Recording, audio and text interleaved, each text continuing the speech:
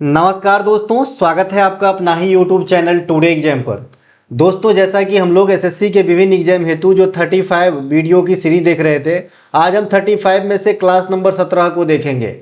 देखिए दोस्तों, जिनको भी एसएससी का एग्जाम देना है, शुरू से अंत तक इस सीरीज को आप अच्छे से फॉलो कीजिए, है ना। और एग्जाम देने के बाद मुझे हाल बताइएगा कि आपका हाल क्या रहा। मैं आपको विश्वास दिलाता हूं, आपकी जो नंबर होगी सर, ये मेरिट लायक होगी, है ना। सिर्फ पास नहीं करोगे बंधु, मेरिट में जाओगे। मेरिट माने समझ रहे हो ना। इसके बाद डायरेक्ट जो है नोट छापना यानी नौकरी होना होता है। तो आप वहां तक के जाने की जो व्यवस्था है हम किसी भी सीरीज में करके आते हैं, तो वही पढ़िए जो काम की है ना। तो सिर्फ एग्जाम ओरिएंटेड बात करते हैं, तो वीडियो में शुरू से अंत तक जरूर बने रहे, है ना। हमारा कोई सा भी कंटेंट चाहिए, जैसे ई बुक, पीडीएफ, चाहे रेलवे की हो, एसएससी की हो, है ना, छोटे से छोटे, बड़े से बड़े एग्जाम जैसे एमटीएस, सीजीएल मेंस, है ना। तो आप इस मोबाइल नंबर पे जो है व्हाट्सएप मैसेज के थ्रू कंटेंट को बाय कर सकते हैं, या फिर डिस्क्रिप्शन में दिए गए लिंक का प्रयोग करते हुए भी आप अपने मोबाइल के या कंप्यूटर पीसी के व्हाट्सएप में जाएंगे और वहां से जो है आप कंटेंट को बाय कर सकते हैं। ये जो अभी आप सीरीज देख रहे हैं, ये बाइलिंगुअल कंटेंट अवेलेबल है इसमें, तो आपको जिस भी भाषा में सहूलियत होती है, हिंदी या इंग्लिश, आप ले करके पढ़ सकते हैं, है ना। या तो फुल्ली हिंदी में अवेलेबल है जैसा कि अभी आप वीडियो देख रहे हैं, या फिर आपको फुल्ली इंग्लिश में भी ये कंटेंट अवेलेबल है। इस सीरीज का कॉस्ट हमने 70 रुपया रखा है ना। 70 रुपया का ये सीरीज है। 70 रुपये में आपको 35 क्लास की कंटेंट और साथ में टॉपिक वाइज निःशुल्क दिया जाता है।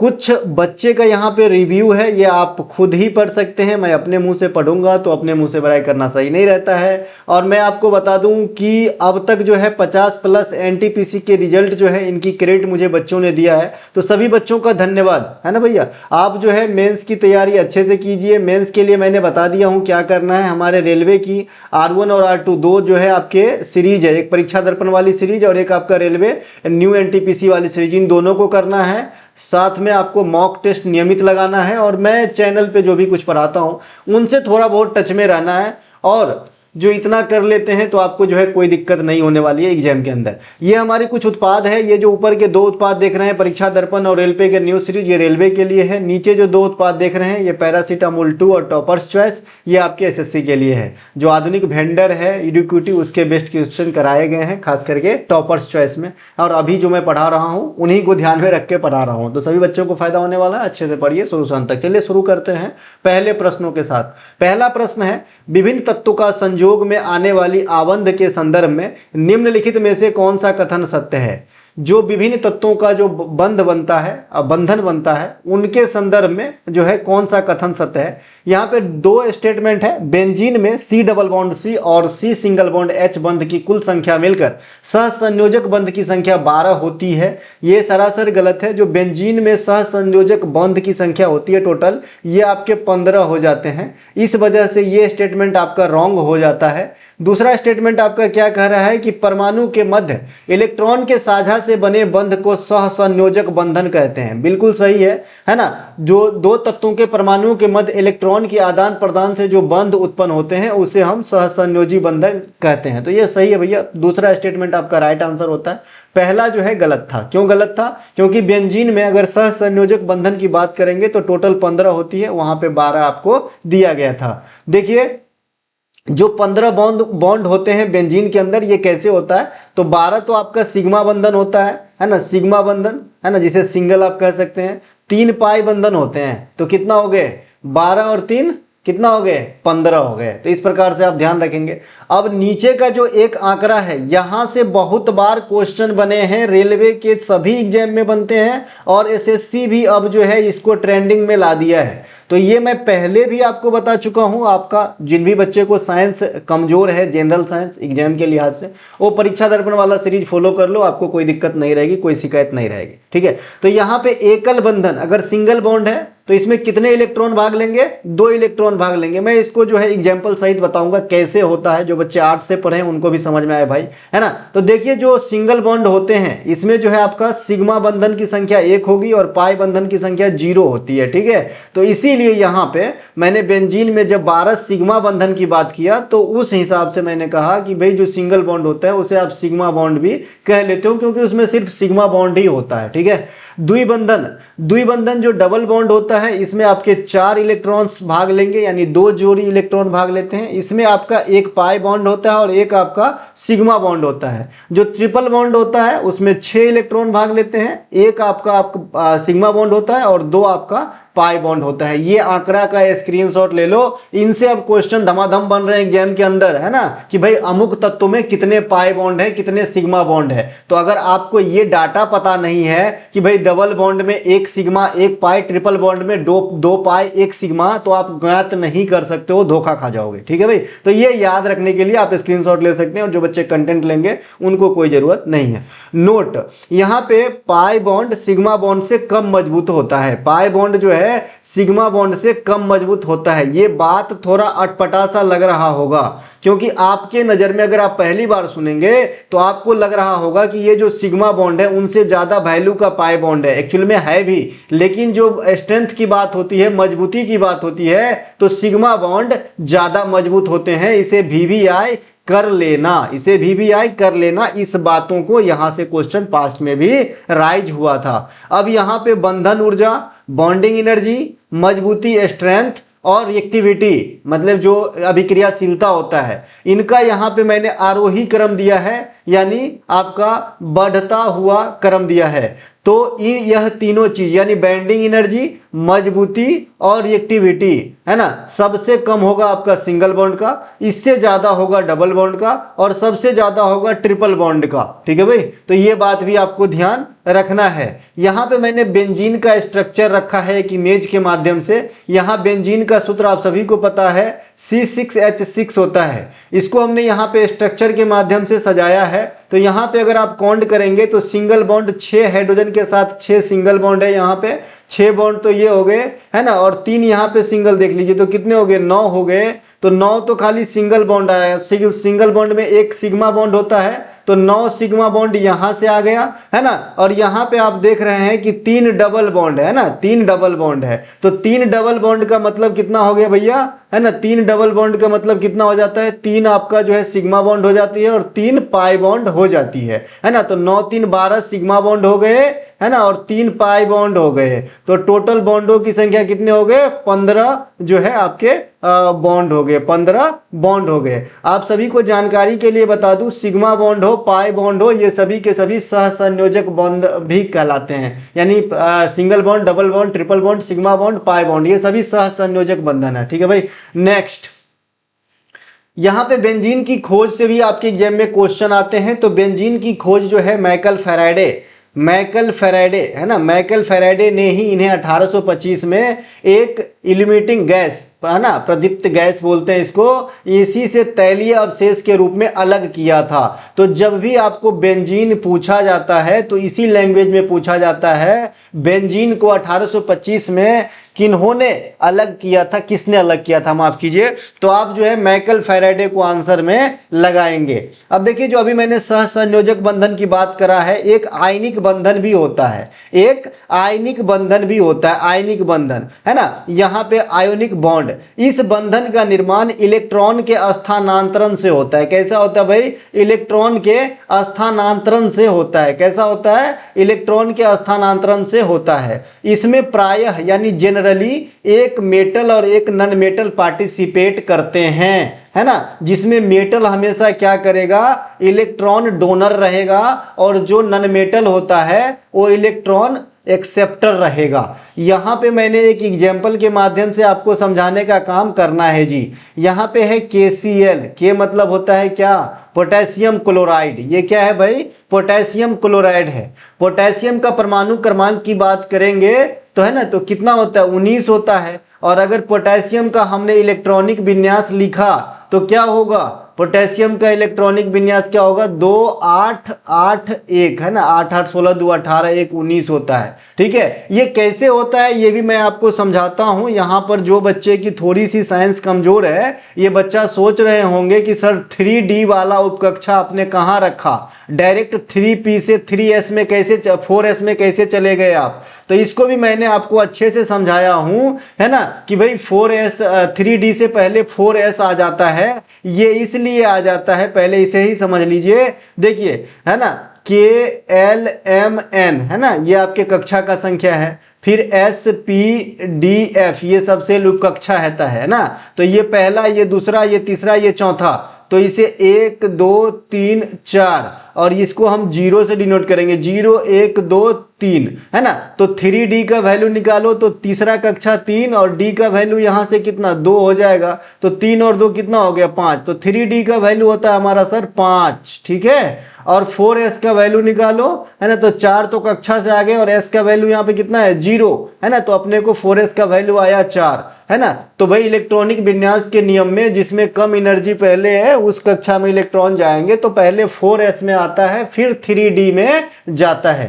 यह बात की शंका दूर हो गई। मैं इतना को मिटा देता हूं, फिर आ जाता हूं अपने विषय वस्तु पे। सिर्फ इसलिए इतना चीज लिखना पड़ा मुझे और बताना पड़ा कि ये जो इलेक्ट्रॉनिक विन्यास नीचे लिखा हुआ है पोटेशियम का, उसमें आप जो है ना 3D नहीं देख रहे हैं, डायरेक्ट 3P के बाद जो है 4S देख रहे हैं, इसीलिए यह चीज बताना पड़ा, ठीक है। तो यहां पे मैंने कहा कि भाई आयोनिक बॉन्ड कैसे बनता है, तो मैं यहां पे पोटेशियम और क्लोरीन के बीच आयोनिक बॉन्ड बना के दिखाता हूं, है ना। तो जब 19 किसी चीज का परमाणु क्रमांक होगा तो इसका इलेक्ट्रॉनिक विन्यास कुछ इस प्रकार से होगा, है ना।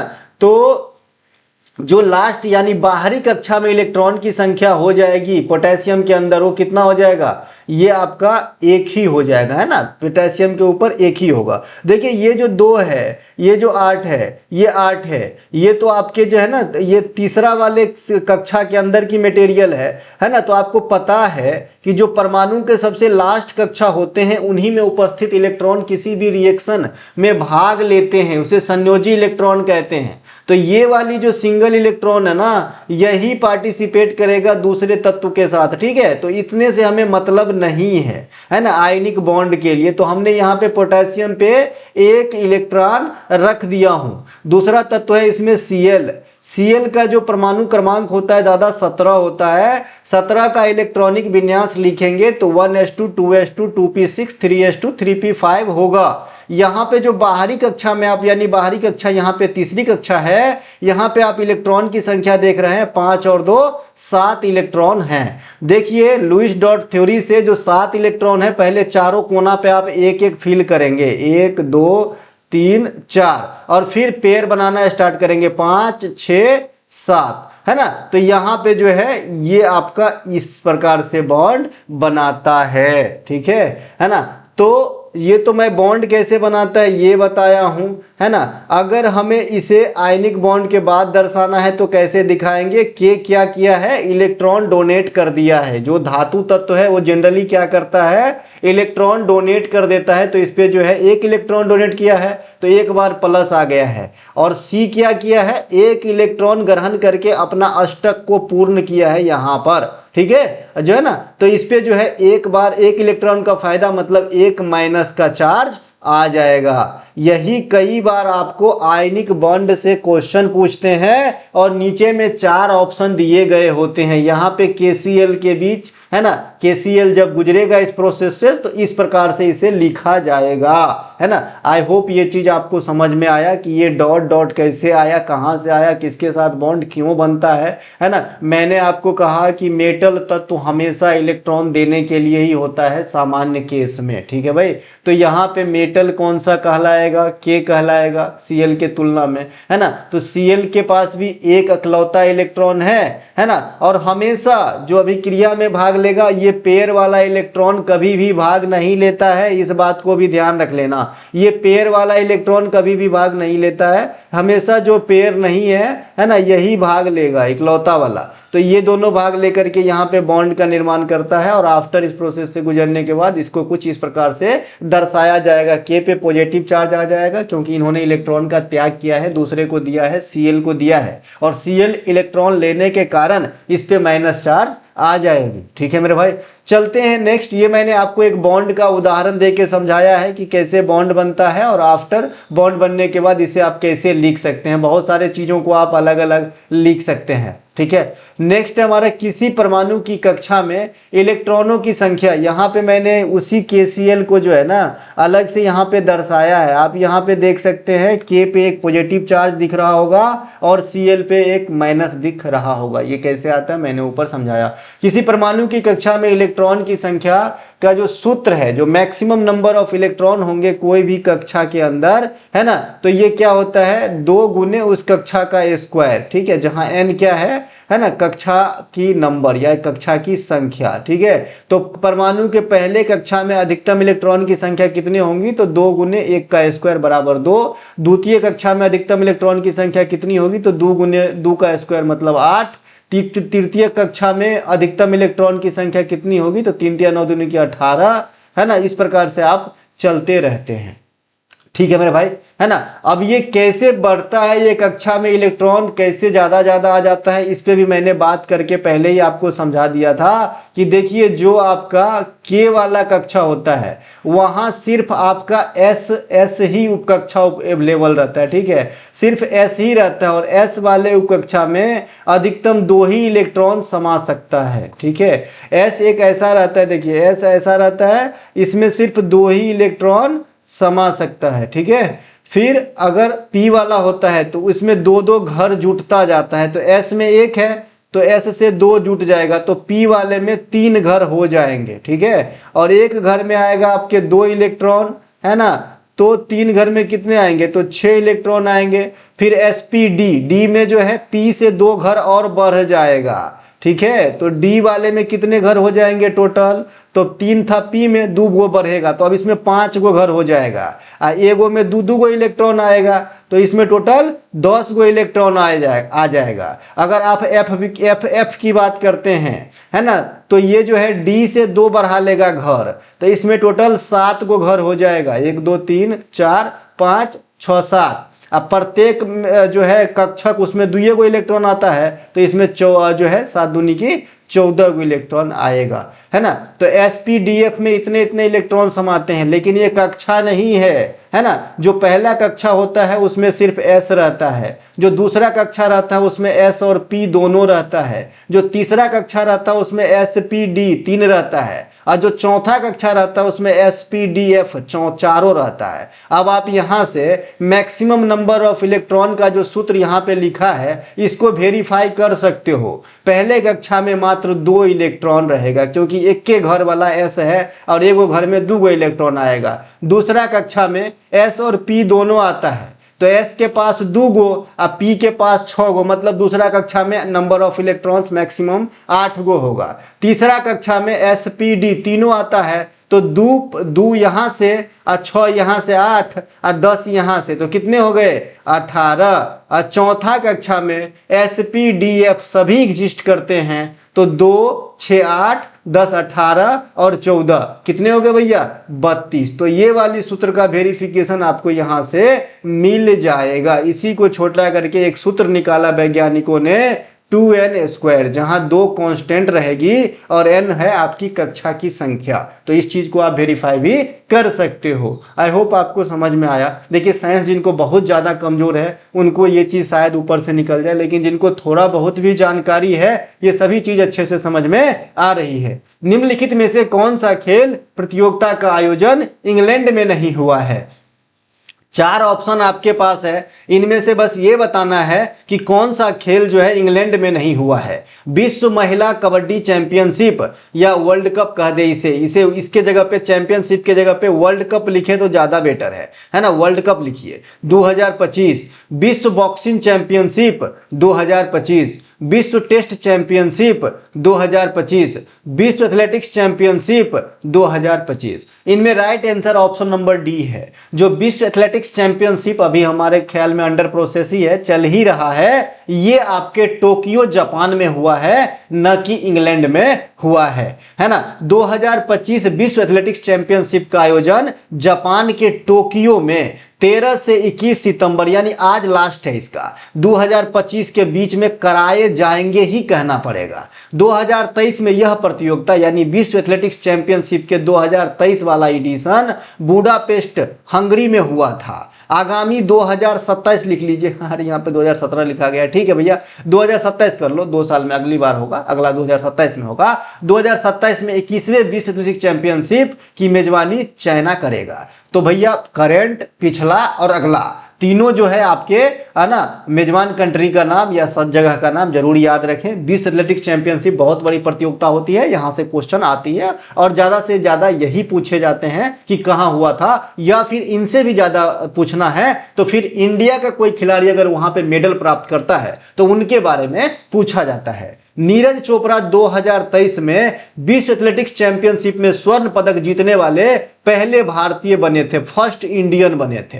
और आप सभी को पता है कि नीरज चोपड़ा भाला फेंक से संबंधित है ना, भाला फेंक से। अनु रानी भी भाला फेंक से संबंधित जो है महिला खिलाड़ी है। किशोर जेना का नाम आपने सुना होगा, ये भी जो है भाला फेंक से ही संबंधित है। विश्व एथलेटिक्स चैंपियनशिप में पहली बार कोई पदक जीतने वाली या वाले या फिर ओवरऑल भारतीय एथलीट अंजू बॉबी जॉर्ज थी, है ना। इन्होंने 2003 में पेरिस के अंदर जो विश्व एथलेटिक्स चैंपियनशिप हुआ था वहां पे लंबी कूद में ब्रॉन्ज मेडल प्राप्त करके फर्स्ट इंडियन एथलीट बनी जिन्होंने विश्व एथलेटिक्स चैंपियनशिप में कोई पदक जीता हो। इसी प्रकार से है ना वो ग्रीष्मकालीन ओलंपिक में पदक जीतने वाली पहली भारतीय महिला 2000 ईस्वी में जो सिडनी ऑस्ट्रेलिया के अंदर यह ओलंपिक कराया गया था, कर्णो मल्लेश्वरी ने वेट लिफ्टिंग में पदक जीती थी और पहली महिला बनी थी। 2025 कबड्डी विश्व कप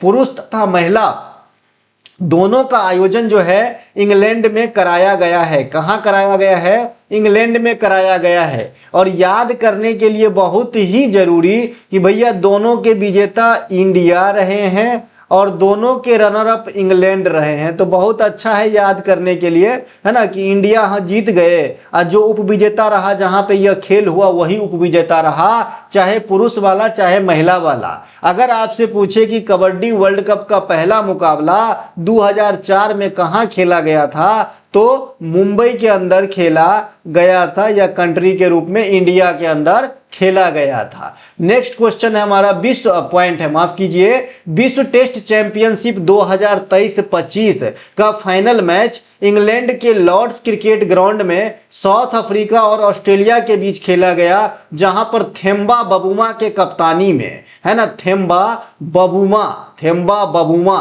के कप्तानी में साउथ अफ्रीका जो है पहली बार कोई आईसीसी ट्रॉफी जीत रहा होता है। ठीक है मेरे भाई। इसके अलावा जो विश्व टेस्ट चैंपियनशिप है इसकी शुरुआत पहली बार 2019-21 के लिए किया गया था, फिर दूसरा वर्जन 21-23 के लिए किया गया, और फिर तीसरा संस्करण 2023-25 के लिए किया गया, फिर चौथा संस्करण 2025-27 के लिए कराए जाएंगे। देखिए विश्व टेस्ट चैंपियनशिप की अब तक 3 मुकाबला हो चुकी है। पहले वाले के विजेता है न्यूजीलैंड, है ना, और उपविजेता है इंडिया। उपविजेता कौन है भाई? इंडिया। दूसरे वाले जो विश्व टेस्ट चैंपियनशिप हुआ वहां का विजेता है ऑस्ट्रेलिया, उपविजेता है भैया इंडिया। तीसरे वाले जो विश्व टेस्ट चैंपियनशिप हुआ वहां पे विजेता बनते हैं साउथ अफ्रीका और उपविजेता है ऑस्ट्रेलिया। तो ये आपको ध्यान रखना है तीनों का तीनों। एक चीज और आपको याद रखना है इस पार्टिकुलर क्वेश्चन से जो आपके एग्जाम में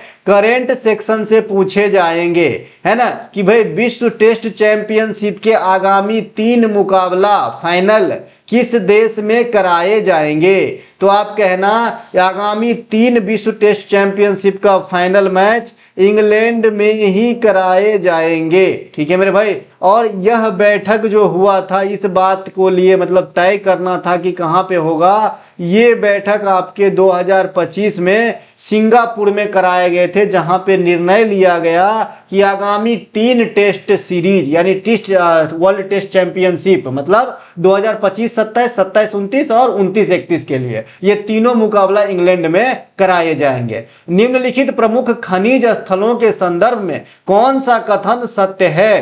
पहला स्टेटमेंट आपका है प्रसिद्ध मैकाल पहाड़ी यूरेनियम के लिए प्रसिद्ध है। दूसरा स्टेटमेंट है मध्य प्रदेश का मलाज खंड है ना तांबे कॉपर की खदानों के लिए प्रसिद्ध है ना, और यह बालाघाट जिले में स्थित है। कथन एक जो है आपका है ना सत्य नहीं है, दूसरा कथन बिल्कुल सत्य है, और जो आपका सत्य नहीं है वही आंसर है, क्योंकि यहाँ पे असत्य वाले जो है आंसर डिमांड कर रहे हैं। चलते हैं पॉइंट के तरफ। मैकाल पहाड़ी मुख्य रूप से बॉक्साइट खनिज के लिए, अब बॉक्साइट किसके अयस्क हैं? एल्युमिनियम के ओर हैं, अयस्क हैं। ठीक है मेरे भाई, है ना, जो एल्युमिनियम का अयस्क है यहाँ पे लिख दिया हूं। इसके अलावा मैकाल पर्वत में कोयला भी मिलता है, चूना भी मिलता है, डोलामाइट मिलता है, संगमरमर, मेटामॉर्फिक चट्टान, स्लेट और बालुका सैंडस्टोन है ना, बालुका पत्थर है ना, बालुआ पत्थर इत्यादि जो है पाए जाते हैं। उड़ीसा के कोरापुट जिले में पंचपट्टमाली एक जगह है जहां पे बॉक्साइट का जो है भंडार पाया जाता है। भारत में एल्युमिनियम का सबसे अधिक उत्पादन वर्तमान समय तक ओडिशा ही करता है। एल्युमिनियम हो चाहे लोहा हो, ये दोनों का उत्पादन जो है सबसे ज्यादा वर्तमान समय तक उड़ीसा करता है। कौन करता है? उड़ीसा करता है। कोयला का सबसे अधिक उत्पादन वर्तमान समय में छत्तीसगढ़ करता है। तांबा कॉपर का सबसे अधिक उत्पादन वर्तमान समय में एमपी करता है। तो ये कुछ एक खनिज पदार्थ है जिनके जो है टॉप उत्पादन स्टेट का नाम जरूर याद रखें, है ना। इसके अलावा उड़ीसा में अन्य एल्युमिनियम बॉक्साइट उत्पादक के क्षेत्र कहां कहां है? तो कालाहांडी है, सुंदरगढ़ है इत्यादि है। यहाँ पे नोट करके एक चीज लिखा है मेरे दोस्त, भारत में सबसे अधिक एल्युमिनियम प्रगलन केंद्र उड़ीसा में स्थित है ना। सबसे अधिक एल्युमिनियम प्रगलन केंद्र भी जो है ये उड़ीसा में ही स्थित है, मतलब फैक्ट्रियां वगैरह। इनके अलावा तुमलापल्ले खदान, यह आपको आंध्र प्रदेश में देखने को मिलेगा। यह आंध्र प्रदेश के कडप्पा जिले में है। देखिए इस सब क्वेश्चन को पूछने का जो तरीका है एग्जामिनर का, ये आपको देखिए ये जो खदान का नाम है ये जानते हुए भी आप आंसर नहीं कर पाएंगे। बहुत सारे बच्चे क्या कर लेते हैं कि तुमलापल्ली आंध्र प्रदेश में है और ये डिस्ट्रिक्ट याद नहीं करते हैं।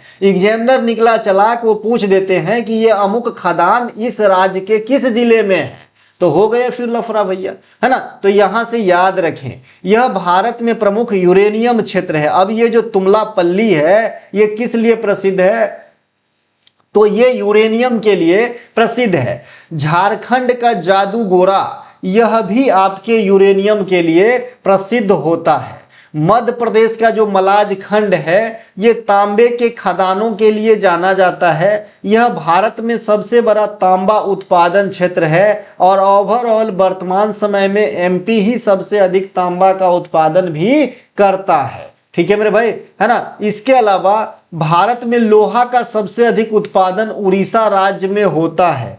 भारत में दूसरे और तीसरे स्थान पे जो लोहा का उत्पादन है क्रमशः कर्नाटक और छत्तीसगढ़ राज्य करता है।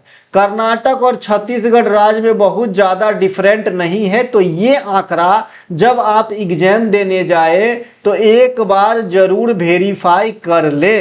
क्यों? क्योंकि भैया ये बहुत ज़्यादा आंकड़ा में डिफरेंस नहीं है। एक का है 15 दशमलव कुछ प्रतिशत और एक का है 15 और 16% के बीच में, तो ज़्यादा डिफरेंस नहीं है।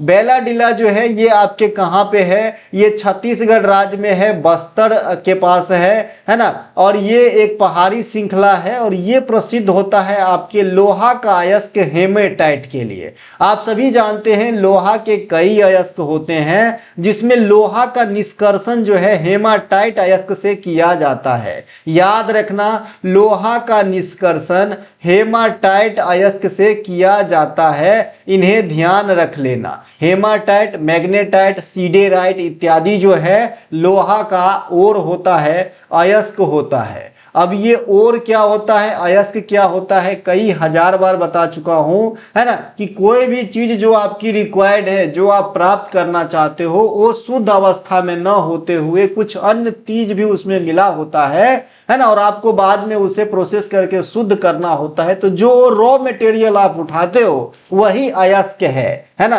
ओडिशा, झारखंड बेल्ट में मयूरभंज और केंझोर जिलों में बादाम पहाड़ी, है ना, खानों में उच्च श्रेणी की हेमाटाइट अयस्क पाए जाते हैं। इन्हें भी ध्यान रखेंगे, ठीक है मेरे भाई, है ना। इसके अलावा तो मैंने अभी बताया कि अयस्क क्या होता है, ठीक है। इसके अलावा झारखंड के समीपवर्ती सिंहभूम जिला में गुआम और नोवा मुंडी, ये नोवा मुंडी आपको याद होगा, हाल फिलहाल एग्जाम में जाके गया है और मैंने पहले ही बता दिया है। सोच एग्जामिनर वाली, कल एग्जामिनर क्या सोचे आज ही पढ़ लो। हेमाटाइट और लौह अयस्क का खनन है ये नोवा मुंडी, और ये स्पष्ट है इस लाइन से कि ये झारखंड में है। बेल्लारी, चित्रदुर्ग और तुमकुरू, है ना, चिकमंगलूर में आपके जो है लोहा का खान मिलेगा, कद्रमुख और बाबा बुदन की पहाड़ी, ठीक है भाई। ये दोनों के दोनों कर्नाटक के चिकमंगलूर जिला में है ना। तो यहाँ पे जो ये सब आप जो जगह का नाम देख रहे हैं, यहाँ पे आपको आयरन ओर मिलेगा, लौह अयस्क मिलेगा, ठीक है। नेक्स्ट है भारतीय खान ब्यूरो की जो स्थापना होती है ये 1 मार्च 1948 को होती है ना। इसका मुख्यालय महाराष्ट्र के नागपुर में स्थित है, इन्हें भी ध्यान रखेंगे। सभी कोयला उत्पादक राज्यों में छत्तीसगढ़ कोयला के सबसे बड़ा उत्पादक है, बाद में झारखंड। लेकिन अगर कोयला का भंडारण की बात करें कि सबसे अधिक भंडारण कहाँ है, तो आपको छत्तीसगढ़ राज्य आंसर नहीं करना है, झारखंड आंसर करना है। दामोदर वैली में आपको बिटुमिनस कोयला पाया जाता है। कभी कभी वैसे तो बहुत सारे चीज पाया जाता है, लेकिन आपसे डायरेक्ट पूछता है कि दामोदर वैली में कोयला का कौन सा प्रकार पाया जाता है, तो आप कहना कि भाई ये बिटुमिनस कोयला पाया जाता है ना। इसे भी ध्यान रख लेना। इनके अलावा निम्नलिखित में से एक खेल तथा, है ना, उनसे संबंधित शब्द का सही मिलान ज्ञात कीजिए, ठीक है ना। तो यहाँ पे 4 गो शब्द दिया गया है, शब्द का सही मिलान ज्ञात कीजिए, है ना। तो ये तो सभी के सभी, एक सेकेंड, बर्डी गोल्फ से संबंधित है, सही है। कैडी फुटबॉल से संबंधित है, कैडी, है ना। इसके अलावा जो स्टीपल चेज है घुड़सवारी से है, रेडर कबड्डी से है। यहाँ पे कैडी जो है ना ये गलत है, आंसर लिखना मैं यहाँ पे भूल गया हूँ, है ना। इसे आंसर कर लेना, इस क्वेश्चन के लिए आंसर नंबर बी है, आंसर नंबर बी है ना। कैडी ये फुटबॉल से संबंधित नहीं है। स्टेपल चेज ये घुड़सवारी से सही है, रेडर कबड्डी से सही है। जो गलत है वही आपको, है ना, पहचानना है ना। इसके अलावा यहाँ पे बर्डी, है ना, बर्डी क्या होता है भाई, यह एक अंडर पार स्कोर होता है, जिसका मतलब है कि आपने किसी छेद होल को पार करने के लिए निर्धारित स्ट्रोक की संख्या से कम स्ट्रोक लिए हैं, ठीक है। अब देखिए ये जो बर्डी शब्द है ये गोल्फ से संबंधित होता है। आप सभी ने देखा होगा कि गोल्फ में एक इस प्रकार का जगह जगह पे होल रहता है और एक स्टिक जैसा ऐसा रहता है ना, उससे जो है मार करके इस गोल के में गेंद को डालना होता है, ठीक है। तो इसके लिए जो निर्धारित स्ट्रोक की संख्या होती होगी, है ना, उससे अगर आपने कम स्ट्रोक में ही किसी मतलब इस गोलाकार जो आपका छेद है उसमें चला गया आपका बॉल, है ना, तो आपको जो है इसके लिए यह शब्द इस्तेमाल किया जाता है, वर्डी, ठीक है मेरे भाई। इनके अलावा गोल्फ में कैडी शब्द भी होता है। कैडी का मतलब होता है एक सहायक व्यक्ति जो आपके सामान वगैरह की रक्षा तो करता ही है जब आप गोल्फ खेल रहे होते हो, ठीक है, और साथ ही साथ आपको सलाह भी देता हो, है ना, सलाह देता हो, सामान उमान की रक्षा करता हो, है ना। सामान उमान मतलब रक्षा करने का यहाँ पे मेरा तात्पर्य है ढोना, लेकिन ये कहना सही नहीं लगता है, ठीक है भाई। तो उसके लिए कैडी यानी जो आपके गोल्फ खेलने के समय जो आपका सहायक होता है, असिस्ट करते हैं आपको, उसे कैडी कहा जाता है, ठीक है मेरे भाई, उसे भी ध्यान रख लेना। इसीलिए गोल्फ जो है ये रिच पर्सन का गेम है भाई, ये जो है गरीब लोगों की गेम नहीं है। स्टीपल चेज, है ना। यह घुड़सवारी हॉर्स रेसिंग से जुड़ा हुआ टर्म है, स्टीपल चेज, है ना। इसमें क्या होता है कि आपको जो है घोड़ा तो दिया ही जाता है घोड़ा दौड़ाने के लिए, लेकिन घोड़ा को कई बाधाओं से कुदाना होता है। बीच में जो है आपके हर्डल रख दिए जाते हैं, कई प्रकार के हर्डल होते हैं।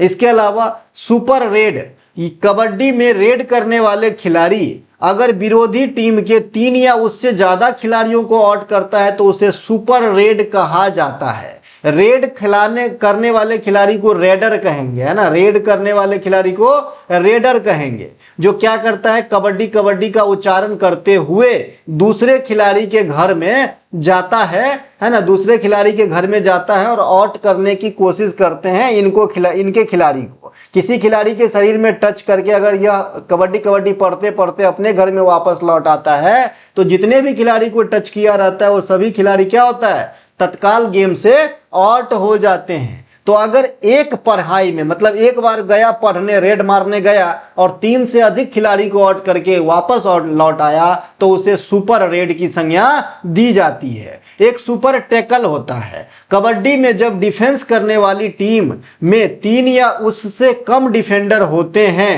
और वह एक रेडर को आउट करते हैं तो उसे सुपर टैकल कहा जाता है। मान लीजिए कि कबड्डी में 7 एक्टिव खिलाड़ी है ना। इस वाले में 7 एक्टिव खिलाड़ी है और इस वाले में खिलाड़ी आउट होते होते अब मात्र 3 बच जाता है और इधर का कल्लू पहलवान कबड्डी कबड्डी पढ़ते पढ़ते रेड करने दूसरे घर में जाता है और इसको जो है ये लोग पकड़ करके उधर ही जो है सांस तोड़वा देता है, आउट कर देता है। तो उस स्थिति में इस सिचुएशन को सुपर टैकल कहेंगे, है ना। ध्यान रखें, ठीक है भाई। इनके अलावा भारत का पहला गोल्फ क्लब कौन सा था, तो आप कहना कि भाई कोलकाता गोल्फ क्लब। ये भारत का ही नहीं, ये ग्रेट ब्रिटेन के बाहर स्थापित पहला गोल्फ क्लब भी था, ठीक है भाई, जिसकी स्थापना 1829 कोलकाता में किया गया था।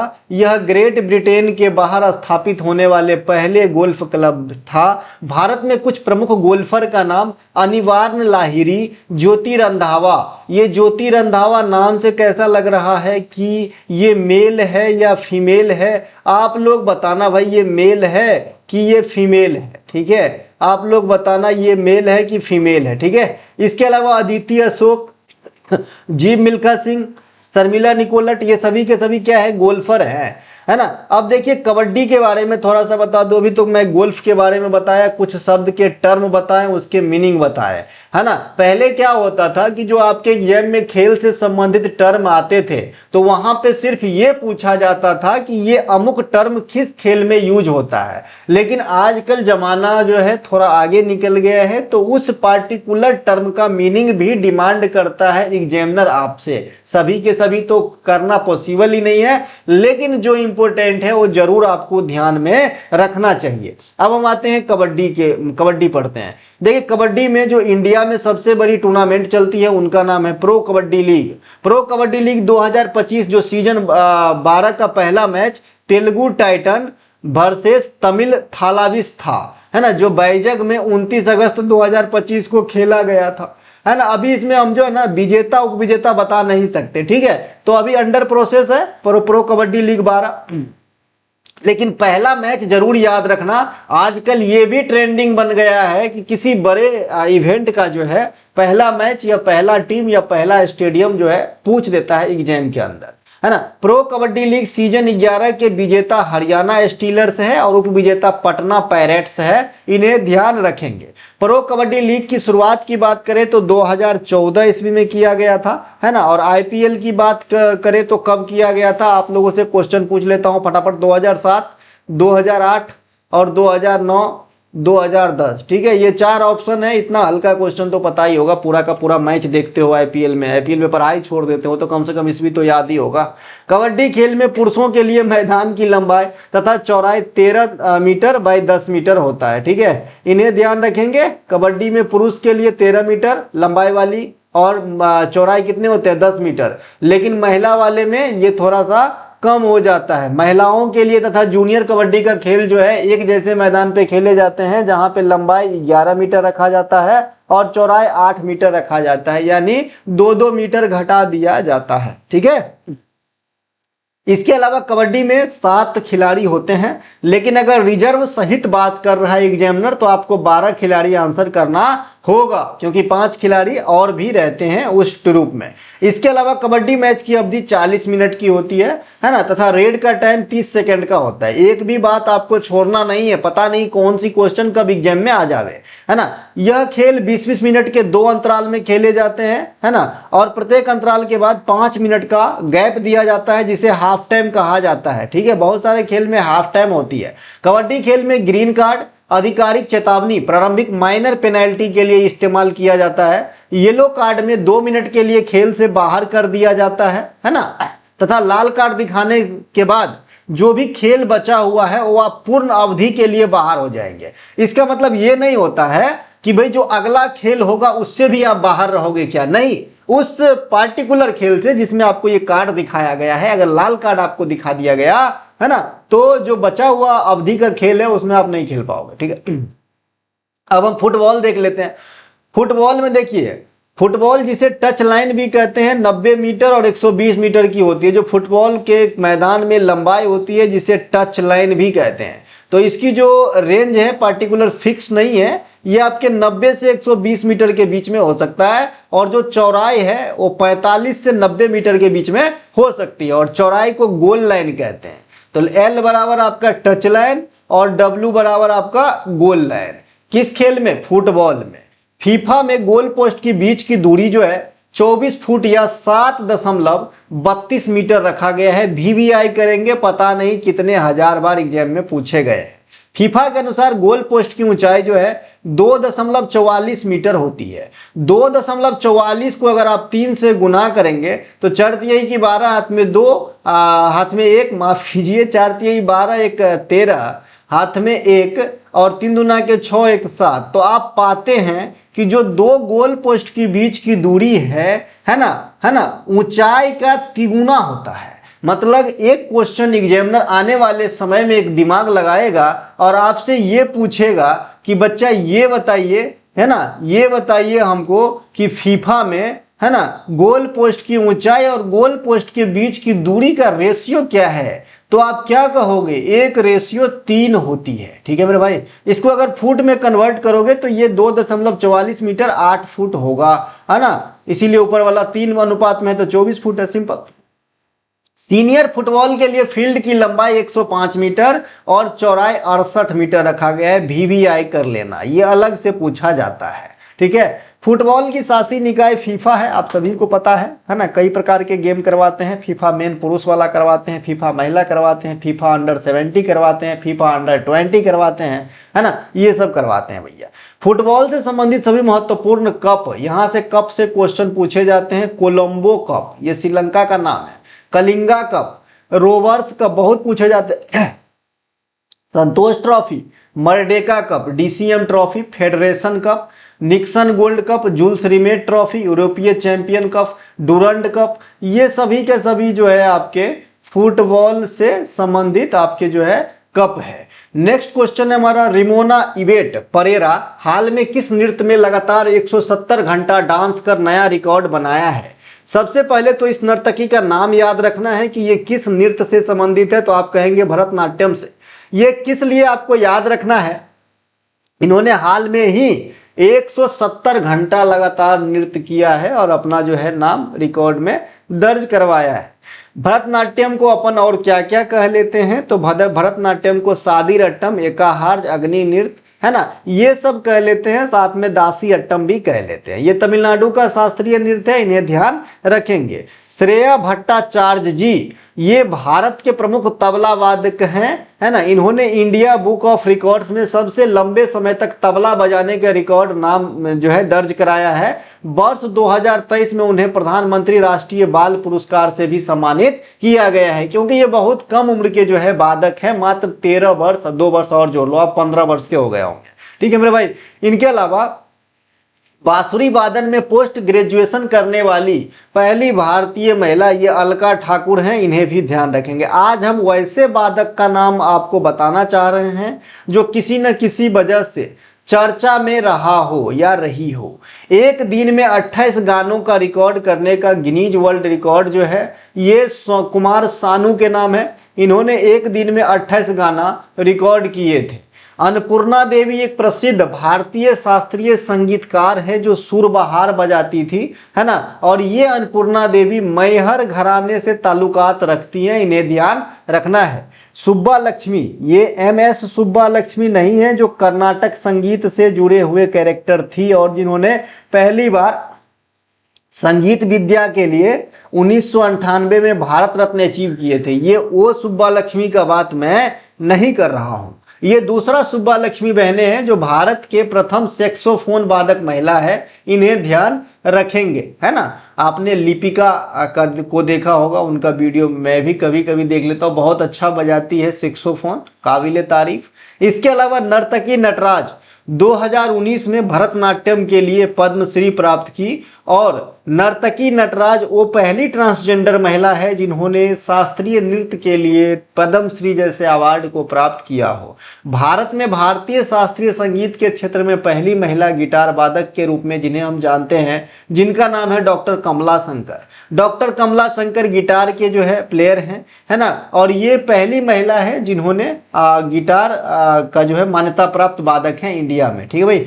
बात कहा सुना यहाँ पे मैंने पहले आपको बता दिया हूँ, आपको सिर्फ ये बताना है कि ये किस चीज से संबंधित है। उदय शंकर, पंडित रविशंकर, अनुष्का शंकर, एक और लिख लो ममता शंकर, है ना, एक और लिख लो ममता शंकर, ये भी इनके बारे में भी बताना है, ठीक है भाई। तो ये जितना बता सको, कोई एक बता सको, कोई दो बता सको, बताना भैया कि ये किस चीज से संबंधित है। बात कहा सुना है मतलब पहले बताया। नेक्स्ट है कि दीपवंश एक श्रीलंकाई प्राचीन ग्रंथ है, इनमें किस वंश के बारे में जानकारी मिलती है। जो दीपावंशा है ये इसमें आपको मौर्य वंश के बारे में जानकारी मिलेगा। श्रीलंका के बारे में तो जानकारी मिलेगा ही मिलेगा, साथ ही इसमें आपको मौर्य वंश के बारे में भी चीजों को देखने को मिलेगा, है ना। इसके अलावा श्रीलंका पर आंशिक रूप से अधिकार करने वाले चोल शासक राजराज प्रथम थे। ये पहले यहाँ पे लिखने का क्या तुक है, क्या है कि जब मैं इसमें, है ना, इसे बोल्ड इटैलिक मतलब ये आपका जो इसको क्या बोलते हैं भैया, ये जो है बुलेट लगा रहा होऊंगा तो उस समय ये कट कॉपी पेस्ट में इधर आ गया होगा। ये जो है थोड़ा सा अनबैलेंस हो गया है PDF, ये इसको नीचे लिखना चाह रहा था और लिखा भी होगा दोबारा शायद मेरे से, है ना। तो यहाँ पे पढ़ लीजिए, खराबी थोड़ी करेगा, पहले यही जान लीजिए। श्रीलंका पर आंशिक रूप से जो है अधिकार करने वाले जो चोल राजा हुए उनका नाम था भैया राजराज प्रथम, ठीक है। और पूर्ण रूप से राजेंद्र चोला ने कब्जा किया था श्रीलंका पे। अब हम दीपवंश को समझेंगे। यह पाली भाषा में लिखा गया प्रमुख श्रीलंकाई ग्रंथ है। दीपवंश मुख्य रूप से मौर्य वंश के बारे में जानकारी प्रदान करता है। विशेष रूप से सम्राट अशोक के शासनकाल में जो बौद्ध धर्म का प्रचार प्रसार हुआ उनके बारे में भी जानकारी आपको यहाँ से देखने को मिलेगा। महावंश भी श्रीलंका का एक प्रसिद्ध बौद्ध ग्रंथ है जिसकी रचना जो है ना, महानामा नामक बौद्ध भिक्षु के द्वारा किया गया था और यह भी पाली भाषा का ग्रंथ है ना। तो महावंश हो गया और आपका दीपवंश हो गया, ये दोनों श्रीलंका की ग्रंथ है, दोनों बौद्ध धर्म को रिलेट करता है और दीपवंश में आपको मौर्य वंश की जानकारी भी मिलती है। कैंडियान जो है ये श्रीलंका का राष्ट्रीय नृत्य आप कह सकते हैं या फिर एक पारंपरिक नृत्य रूप है जो श्रीलंका में बहुत ज्यादा फैला हुआ है और इसकी उत्पत्ति कैंडी क्षेत्र से हुआ, है ना। इसी नृत्य को श्रीलंका में उदार नटूम भी कहा जाता है, कहते हैं, ठीक है भाई। श्रीलंका का राष्ट्रीय फल जो है, जैसे बांग्लादेश का राष्ट्रीय फल कटहल है, वैसे ही श्रीलंका का राष्ट्रीय फल भी कटहल है। श्रीलंका की दो आधिकारिक भाषा है, एक तो सिंहली और एक आपका तमिल। भारत और श्रीलंका को पाक जल डमरू मध्य से अलग किया गया है। इसका जो नाम है ना, पाक जल डमरू मध्य, है ना, ये मद्रास के पूर्व गवर्नर रॉबर्ट पाक के नाम पे रखा गया है, ठीक है। श्रीलंका की सबसे ऊंची चोटी की बात करें तो पिदुरुत लगला, ये श्रीलंका की सबसे ऊंची चोटी है। इसकी ऊंचाई जो है 2524 मीटर है, इससे ज्यादा ऊंचा चोटी नहीं है श्रीलंका में। इसे माउंट पेड्रो भी कहा जाता है। श्रीलंका कब रिलीज हुआ था या आजाद हुआ था ब्रिटिश चुंगुल से, तो श्रीलंका को जो है एक कस्बे के रूप में 4 फरवरी 1948 को जो है रिलीज कर दिया गया था। ब्रिटिश शासन से आजाद हुआ था। श्रीलंका को पहले सिलोन के नाम से जानते थे।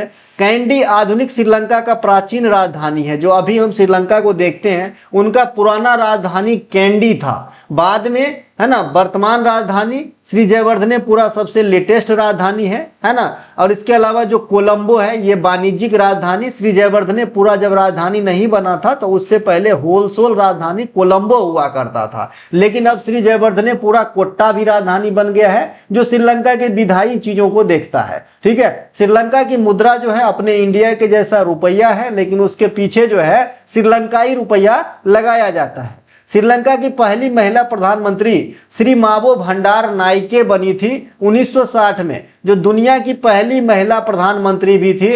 ये भी आपकी एग्जाम में पूछा जाता है। श्रीलंका के वर्तमान प्रधानमंत्री हरिनी अमर सूर्या, ये अभी अभी बनी है ना। तथा राष्ट्रपति कौन है? अनुरा दिसानाइके। देखिए इनका नाम से ही आपको पता चल जाएगा कि ये श्रीलंका के होंगे, लेकिन चारों नाम वैसे ही दे देगा तो आप छांट नहीं पाओगे। इसीलिए श्रीलंका, नेपाल, इन सब का जो है राष्ट्रपति और प्रधानमंत्री का नाम जरूर याद रखें।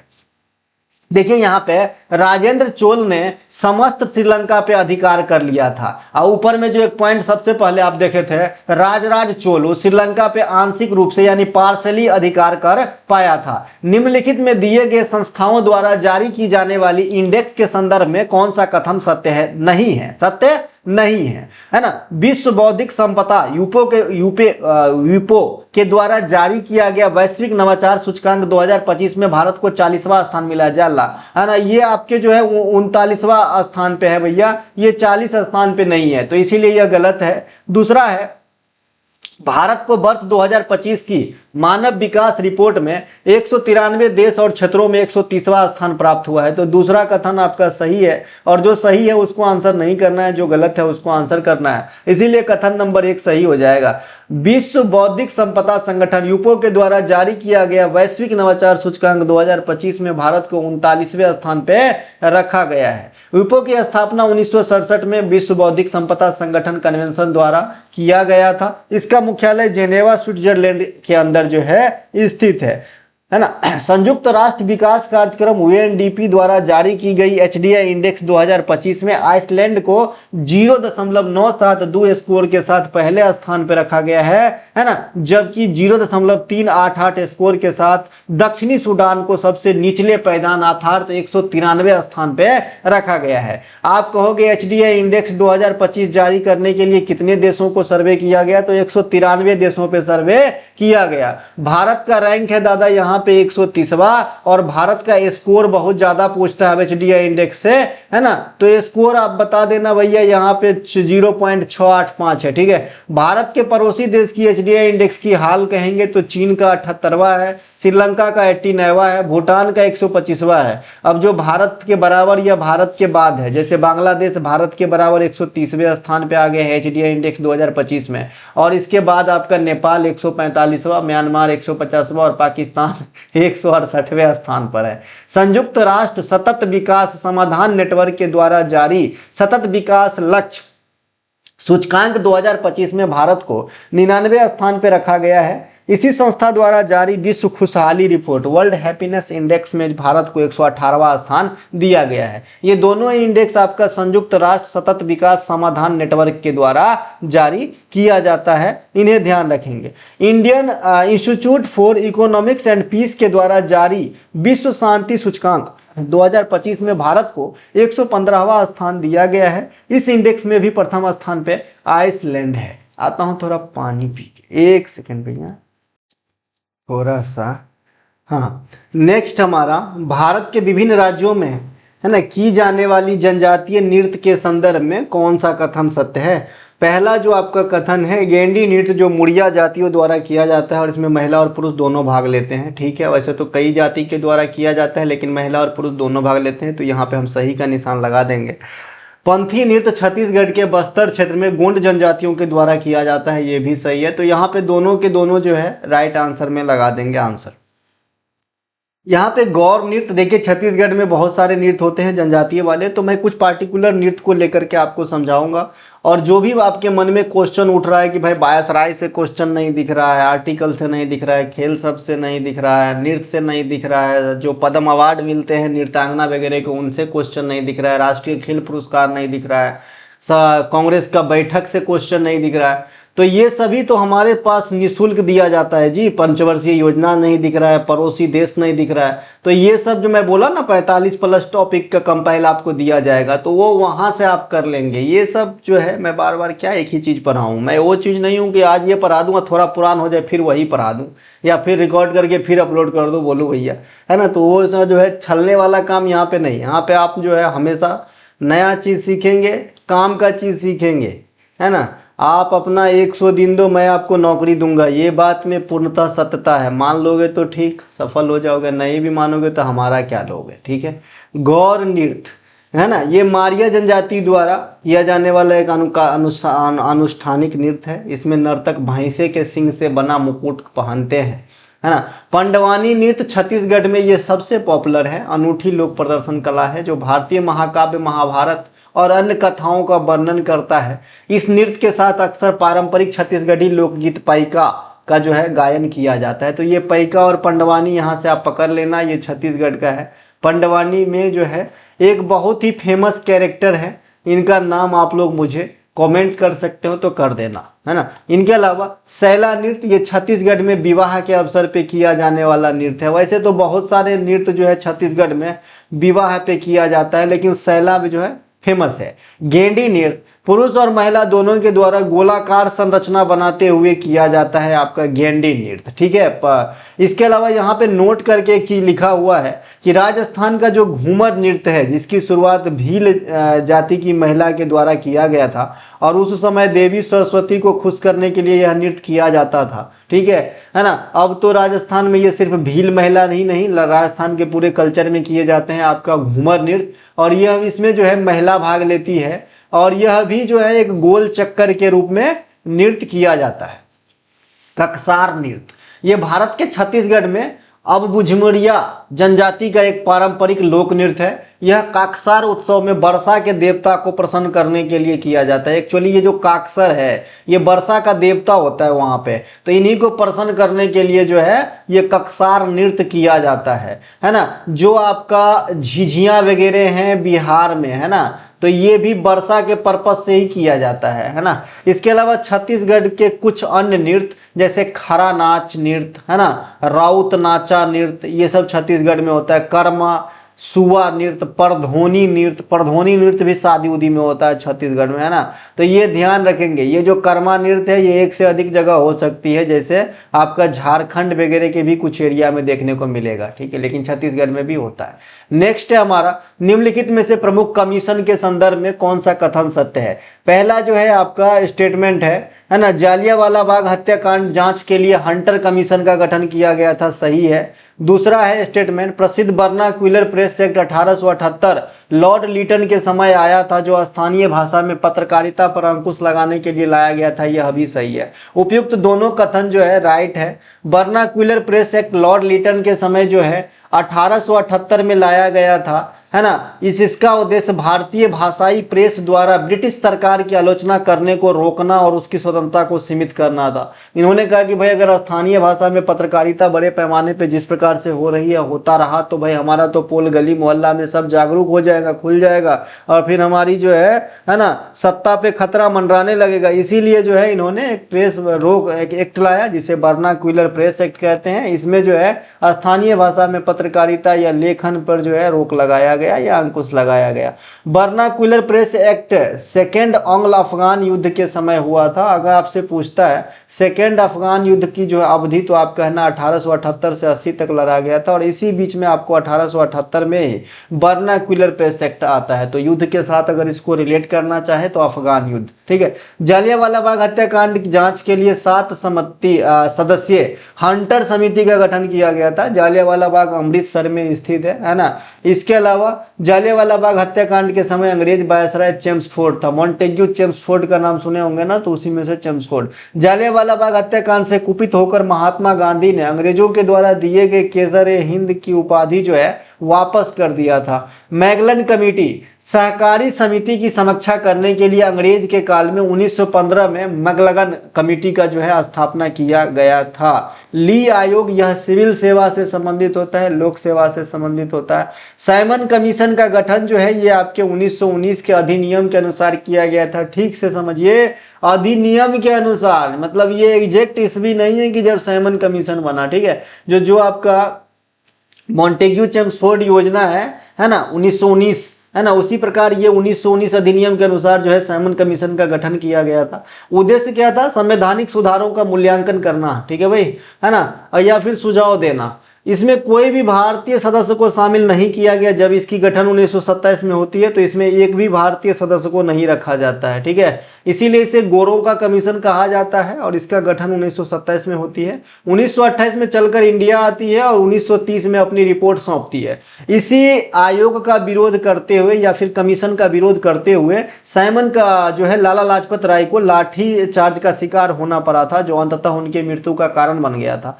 सरकारिया आयोग और पुंछी आयोग ये दोनों के दोनों जो है केंद्र राज्य संबंध से संबंधित है। इन्हें ध्यान रखेंगे, सरकारिया आयोग हो चाहे पुंछी आयोग हो, ये दोनों के दोनों केंद्र राज्य संबंध पे बात करता है। एमएफआई के क्षेत्र में जो एनबीएफसी एमएफआई है ना, नॉन बैंकिंग फाइनेंशियल कंपनियां, माइक्रो फाइनेंस इंस्टीट्यूशन, है ना, इनके लिए जो अलग श्रेणी की सिफारिश की थी, इन पे काम किया था मालेगाम समिति। और ये डिप्यूट किसने किया था? तो आरबीआई ने, है ना। ये जो है इस मतलब नियुक्त कौन किए थे? तो आरबीआई ने। दीपक पारेख समिति आरबीआई के द्वारा 2018 में एमएसएमई क्षेत्र में मौजूदा ढांचे की समीक्षा करने के लिए इसे मजबूत करने के उपाय सुझाने के लिए नियुक्त किया गया था दीपक पारेख समिति को। नेक्स्ट है अटल सेतु की लंबाई कितनी है? अटल सेतु की लंबाई है 21.8 किलोमीटर। ये अटल सेतु कहां पे है? मुंबई के अंदर है। इसका उद्घाटन कब होता है? जनवरी 2024 में माननीय प्रधानमंत्री नरेंद्र मोदी के द्वारा होता है। और यह कहां से कहां तक जोड़ता है? तो है ना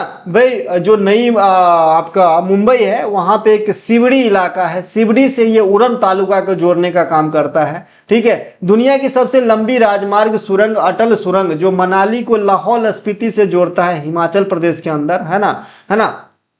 इसकी टोटल लंबाई 9.02 किलोमीटर है। इसका निर्माण बीआरओ के द्वारा किया गया था 2020 में। बीआरओ की स्थापना 1960 में हुआ था, जवाहरलाल नेहरू के द्वारा किया गया था। ठीक है, अब ये जो आपका अटल सुरंग है, इससे पहले आपने अटल जो है सुरंग है ये, ठीक है, अटल सेतु देखा था आपने, ये अटल टनल या सुरंग है। ठीक है, तो ये जो अटल सुरंग है ये बताना कि भाई ये सिंगल ट्यूब है ना, ये जो है आपका सिंगल ट्यूब वाला जो है टनल है ना, सिंगल ट्यूब वाला, सिंगल ट्यूब मतलब एक लाइन वाला, है ना। ठीक है भैया, इसके अलावा भूपेन हजारिका सेतु या ढोला सादिया पुल, ये आपके भारत के अरुणाचल प्रदेश पूर्वोत्तर राज्य असम से जोड़ता है ये, है ना। इसकी लंबाई 9.15 किलोमीटर है। अटल सेतु से पहले ये इंडिया का सबसे लंबा पुल हुआ करता था 9.15 किलोमीटर के साथ, है ना। लेकिन अभी भी इनके नाम एक रिकॉर्ड जरूर है। कौन सा? कि पूरे इंडिया में किसी नदी पर स्थित सबसे जो आपके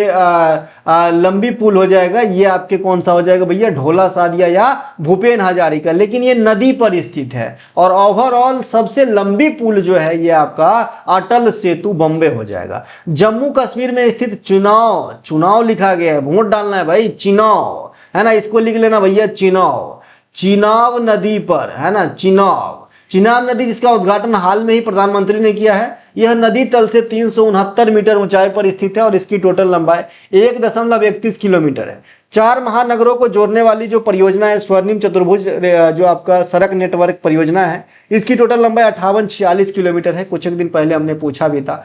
जो आपका सेला टनल है, सेला यहाँ पे सीला लिखा गया, आज 3 जगह प्रिंटिंग मिस्टेक है, ठीक करके दूंगा। सेला टनल दुनिया में सबसे लंबी डबल ट्यूब वाली टनल है, इसे भी ध्यान रखेंगे, अरुणाचल प्रदेश में है, बीआरओ ने बनाया है। दिल्ली सल्तनत के समय स्थापित विभाग के संदर्भ में कौन सा कथन सत्य है? कथन 1 है, दीवाने अर्ज अनिवार्य रूप से आरिजे ममालिक द्वारा प्रतिबंधित था, सैन्य विभाग था। दूसरा है ना, दीवाने मुस्त खराज खिलजी वंश के शासकों के द्वारा बनाया गया था। दोनों के दोनों स्टेटमेंट यहाँ पर आपका राइट हो रहा है। दीवाने अर्ज, दिल्ली सल्तनत में दीवाने अर्ज की स्थापना बलबन ने किया था, इन्हें ध्यान रखेंगे। ठीक है, दीवाने अर्ज अनिवार्य रूप से आरिजे मवालिक द्वारा प्रतिबंधित सैन्य विभाग था, यानी ये एक अधिकारी का नाम होता है आरिजे मवालिक, ठीक है। और ये कौन सा विभाग था? सेना विभाग था। इसकी स्थापना कौन करवाया था? बलबन ने करवाया था। कब करवाया था? दिल्ली सल्तनत काल में गुलाम वंश के शासन जब चल रहा था तब। वह शाही सेना के विनियमित और संरक्षण के लिए जवाबदेह था। बलबन ने और क्या किए? सिजदा और पैबोस जो एक प्रथा था, ईरानी प्रथा, इनको चलवाया, है ना। पारसी नववर्ष नवरोज की शुरुआत करवाई, रक्त और लौह की नीति अपनाई। ये सभी के सभी बलबन का क्रियाकलाप है। दीवाने बिजारत, ये वजीर की अध्यक्षता में राजस्व और वित्त विभाग था, ठीक है भाई, टैक्स वाला विभाग था दीवाने बिजारत। दीवाने इंसा, ये पत्राचार वाला विभाग था दीवाने इंसा, इन्हें ध्यान रखेंगे, पत्राचार, है ना। दीवाने रसालत, ये प्रमुख काजी की अध्यक्षता में धार्मिक मामलों का देखरेख करता था दीवाने रसालत। दीवाने बंदगान, ये क्या था? बंदगान मतलब क्या होता है ना कि जो गुलाम वगैरह होता था उनसे संबंधित है, ये दास विभाग था, ठीक है भाई। दीवाने खैरात दान विभाग, दीवाने बंदगान दास विभाग, ठीक है। ये फिरोज शाह तुगलक के द्वारा बनाया गया था। दीवाने मुस्त खराज, दीवाने मुस्त खराज बचत के लिए अलाउद्दीन खिलजी द्वारा बनाया गया था। दीवाने को ही बहुत पूछता है, ये कृषि विभाग था, मोहम्मद बिन तुगलक के द्वारा बनाया गया था। तो ये था सल्तनत कालीन कुछ जो है आपकी संस्था जिनका किससे जुड़ा हुआ था, ये बात बताने का मैं यहाँ पे काम कर रहा हूँ। दिल्ली सल्तनत के प्रमुख शासकों में कुतुबुद्दीन ऐबक प्रथम था, तथा आखिरी कौन थे भैया? इब्राहिम लोदी। जो आपके कुतुबुद्दीन ऐबक आए थे, ये दिल्ली सल्तनत की स्थापना 1206 में किए थे, है ना। और जो ये आपके इब्राहिम लोदी थे, ये 1526 में पानीपत की प्रथम लड़ाई में बाबर से हारने के बाद सल्तनत का आखिरी शासक बना और सल्तनत को समाप्त करवाया। मामलूक या गुलाम वंश जो है ये तुर्क थे। कौन थे भैया? जो ममलूक या गुलाम वंश के शासक हुए या इलबारी वंश के शासक हुए, ये कौन थे? तो तुर्क थे, तुर्क, ठीक है। और खिलजी तुर्क और अफगान दोनों का मिक्सअप था, और लोदी जो है अफगान मूल के थे। तो यहां से भी क्वेश्चन आते हैं, ठीक है। स्पंज में जल परिसंचरण तंत्र का कार्य क्या है? जो स्पंज होते हैं, जो पोरीफेरा कुल के होते हैं, जिसे आम भाषा में हम सस्पंज कहते हैं, तो ये स्पंज में जल परिसंचरण तंत्र का क्या कार्य है? तो भैया यहाँ पे जल परिसंचरण तंत्र का जो कार्य है, भोजन ग्रहण, फूड कोलिजन, श्वसन, इसके अलावा अपशिष्ट निष्कासन, उपरोक्त सभी, तो ऑल ऑफ जो है एभव हो जाएगा। ये सभी के सभी काम जो है आपका जल परिसंचरण तंत्र जो स्पंज में होता है, इनके माध्यम से ये सभी चीज होते हैं, ठीक है। इनके अलावा स्पंज को पोरे वेयरिंग एनिमल्स भी कहा जाता है, एक अलग से एक्स्ट्रा चीज रख लेना यहाँ पे। इनके अलावा पोरीफेरा, अब इस संघ के बारे में पढ़ेंगे। पोरीफेरा, देखिए ये जंतु जगत के सबसे निचले स्तर के बहुकोषीय मल्टी सेल वाला जीवों का संघ है, जो आमतौर पर स्पंज के नाम से जाना जाता है ना। इसके तहत आने वाले अधिकांश प्राणी गतिहीन होता है, मतलब एक किसी ठोस चीज से चिपक जाएगा और पूरा जिंदगी यहीं पर आपको बिताएगा। इमेज दिखाऊंगा, समझ में आ जाएगा, है ना। तो पोरीफेरा से हमने ये समझा कि ये मल्टी सेल वाला होता है, इसे हम आम भाषा में स्पंज कहते हैं, और ये जनरली गतिहीन होता है। बात करें तो ये सबसे ज्यादा खारे पानी में पाया जाता है, लेकिन ये पूर्णतः सत्य नहीं है, ये मीठे पानी में भी पाए जा सकते हैं, यानी ये दोनों प्रकार के पानी, fresh water and salty water में आपको देखने को मिलेगा। पोरीफेरा संघ के प्राणी समुद्री जल और मीठे जल दोनों जगह पे मिलता है ना। इसका शरीर सामान्यतः जो है ट्यूब के जैसा होता है, बेलनाकार आकार का होता है। इसके शरीर के ऊपर छिद्र पाई जाती है, छोटे छोटे छिद्र पाए जाते हैं। वैसे तो हमारे शरीर के ऊपर भी पाए जाते हैं, लेकिन दिखता नहीं है। इनके ऊपर जो छिद्र होता है वो दिखता रहता है। इन्हें ऑस्टिया या ऑक्सकुलम कहा जाता है। जो इनके ऊपर छिद्र पाए जाते हैं उसे ऑस्टिया या ऑक्कुलम पाए कहा जाता है। इसमें आपने कुछ छिद्र को छोटा देख रहे हो और कुछ छिद्र को बड़ा देख रहे हो। जो छोटा छोटा छिद्र होता है उसे ऑस्टिया कहा जाता है, और जो बड़ा छिद्र होता है उसे ऑस्कुलम कहा जाता है। जो छोटे छिद्र होते हैं इसके माध्यम से इसके शरीर में जल प्रवेश करता है, जहां से इसमें घुला हुआ ऑक्सीजन को प्राप्त करता है। और जो बड़ा छिद्र आप देख रहे हो इसके माध्यम से इसके अवशिष्ट जो है बाहर रिलीज हो जाते हैं जल के अंदर। तो दोनों बात आपको समझ में आ गया होगा, है ना। यही चीज मैंने यहाँ पे लिख दिया हूं, ठीक है। इसके अलावा अपने शरीर की सतह से विसरण की प्रक्रिया द्वारा शोषण करता है। आपसे पूछेगा कि भाई पोरीफेरा संघ में किस प्रोसेस से शोषण जो है संपन्न होती है, तो आप कहेंगे डिफ्यूजन, विसरण के माध्यम से शोषण की क्रिया होती है। मुकुलन, वर्डिंग और विखंडन के माध्यम से अलैंगिक रूप से ये जनन करते हैं या प्रजनन करते हैं, ठीक है भाई। तो इसमें प्रजनन कैसे हो गया? बर्डिंग, मुकुलन और विखंडन के माध्यम से, ठीक है। यहां पे आप एक पोरीफेरा संघ का इमेज देख रहे हैं, जो ऑक्सकुलम है यहाँ पे बड़ा छिद्र दिख रहा है ना, ऑस्टियम ये छोटे छोटे छिद्र देख रहे हैं, यहाँ से क्या होगा आपके, है ना, जो भी जल है इसके अंदर जाता है और उसी जल में घुले हुए ऑक्सीजन वगैरह को ले लेते हैं और यहाँ से जो है अपशिष्ट बाहर रिलीज करते हैं। ये बर्ड है, यही मुकुल होकर नया जो है पोरीफेरा इस जीव का जो है दूसरा रूप बनेगा, है ना, बर्डिंग प्रोसेस से भी ये जो है प्रजनन करते हैं। ये बर्ड का एक इमेज यहाँ पे आप देख रहे हैं। इसके अलावा कुछ प्रमुख पोरीफेरा का उदाहरण यहाँ पे साइकन, ल्यूकोसिलिनिया, स्पेंजिया, स्पेंजिला, यूप्लेक्टेला, हाइलोनिमा, है ना, जियोडिया, थिया, ओस्कारेला और क्लाइना। इतने कुछ हमने पोरीफेरा को लिख दिया है। यहां से भी क्वेश्चन आते हैं, 4 को दे देगा और पूछेगा कि इनमें से कौन जो है एक पोरीफेरा नहीं है।